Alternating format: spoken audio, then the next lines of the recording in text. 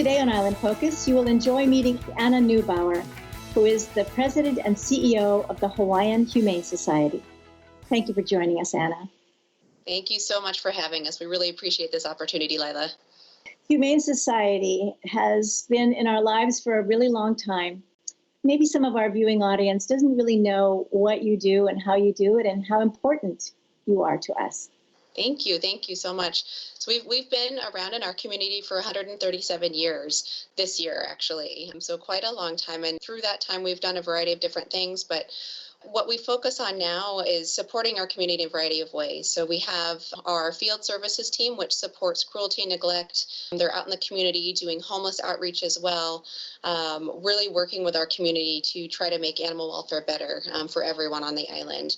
We also have our shelter at the Mo'iliili campus, where we are happy to take in animals that people find lost running around the street. We also are here for people that can no longer take care of their animal.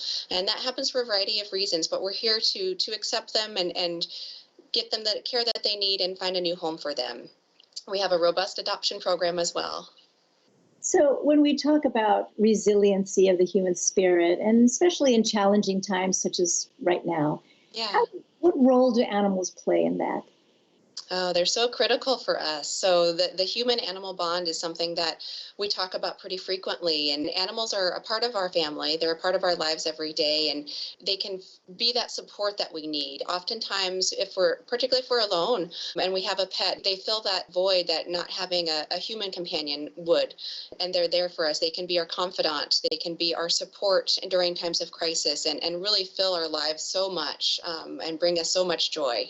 During this time, I know you've worked really deliberately with your staff, and I'll share a personal story that I adopted one of your dogs. Yes, thank you so much for that.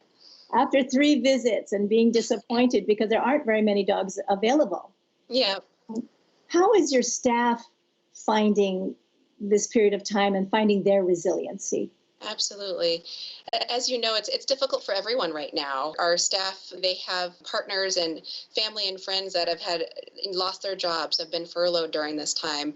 But what we try to do here is to make sure that they know that we are here to support them. We talk a lot about self-care and that we can't care for the animals in the way that we want to if we don't take care of ourselves first. And so we really want to send that message to our team across the board that, we're here for you. If you need something, let us know, and we can see if we can find the resources for you so you can support yourself in the way that you need to.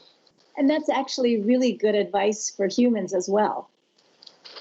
Yep, absolutely. We need to be able to support each other, right? And so if we can take care of ourselves, we can support each other better too. How are you working with other agencies in the state or in the city at least?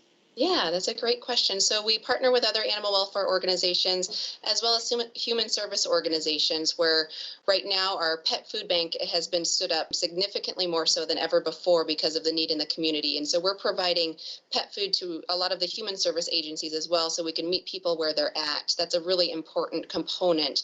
A lot of times people don't have access to come to our campus, but perhaps they're closer to some of those other human service agencies that are out in the community. And so we want to make sure that there's no barriers for them to be able to keep their pets together with their family.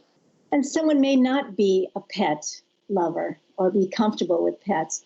What are some lessons learned from being with animals that you might share with us? What we can do to look towards each other, how we can support each other in different ways. If you're not able to have an animal in your life, right, and some people can't for a variety of different reasons, and that's okay. There are other things we can do. We live on a very beautiful island, and there's a lot that we can take joy from just being outside. And I think that, whatever joy you find that fills your cup, I think is really important for your resiliency and finding that space, what fills you up, right?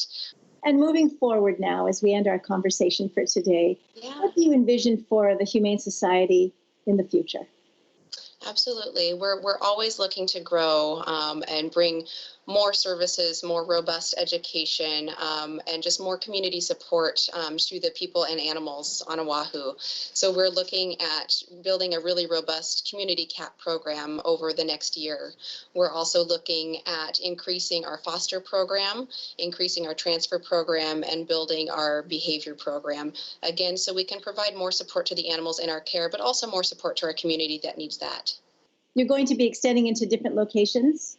We are. So we're looking at the west side. Again, I think with a lot of the human service agencies, they have known for quite some time that there's a lot of different barriers to access for care and support and supplies. And so certainly distance is a barrier for a lot of people. So we know that there's a tremendous need for our services over in that community, and that the distance is a barrier. So I think there are certain members of our community that just aren't even utilizing our services, but they could benefit from those. And so we're looking over on the west side and how we can support in different ways over there. Parting thoughts for the audience. This is a challenging time for all of us, and where you find the support, whether it's with your animals, which we love, and we are so appreciative of all the support that the community has provided to us, or whether that's with your loved ones, or just out in nature, find what fills your cup right now. We're in this for the long haul together, and we're here for you as well. So please don't hesitate to reach out to us. Thank you so much for joining us, Anna. I really appreciate the work that you're doing. Thank you. Thank you so much, Lila. It was our pleasure. Thank you. You've just had the opportunity to meet Anna Neubauer, who is the president and CEO of the Hawaiian Humane Society. Mahalo for being with us.